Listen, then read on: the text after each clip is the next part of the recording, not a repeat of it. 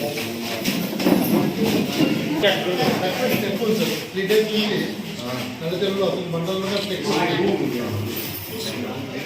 సమావేశానికి విచ్చేసిన ప్రజలకు,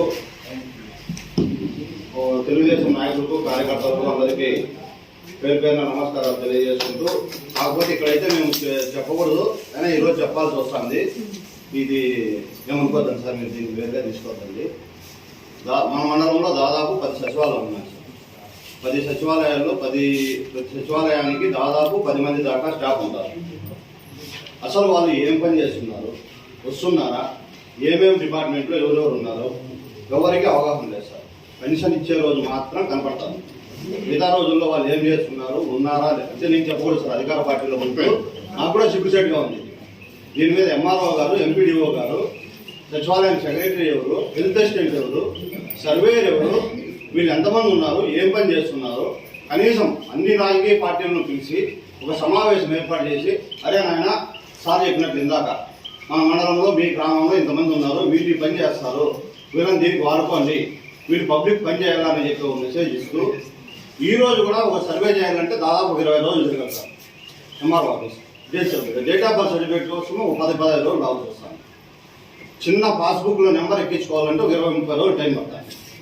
ఇంతమంది స్టాఫ్, ఇన్ని సచివాలయాలు ఉంటూ మాకు సిగ్గుసేటుగా ఉంది సార్.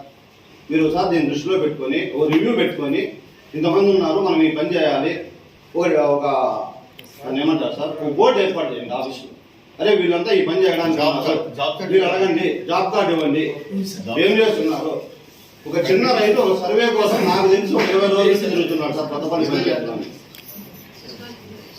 దేన్నా కానీ కొద్దిగా ఇంతమంది స్టాఫ్ ఉన్నారు, ఇంకున్నారు, దాని మీద భావించకుండా దీన్ని మాత్రం కొద్దిగా పరిగణలోకి తీసుకొని చూడండి సార్. మీ దృష్టికి తీసుకొని అసలు మీకు మొత్తం చెప్పండి.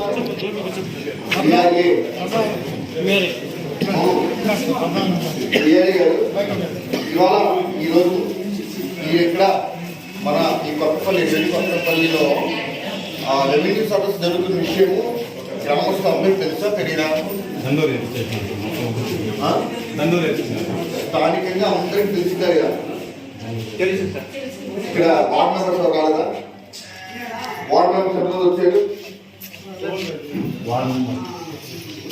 పంచాయతీ వార్డు మెంబర్ పబ్లిసిటీగా తెలుసా తెలియదా? ఒక తెలిసినట్లయితే వెరీ గుడ్.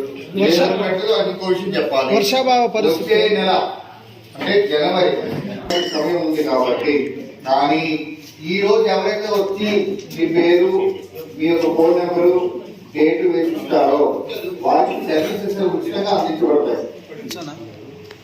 మీరు ఏవైతే పెడుతున్నారో వాటికి అటాచ్మెంట్స్ పెట్టాలి. అంటే వాటికి సంబంధించిన ఆధారాలు అనేది ఇవ్వాలి.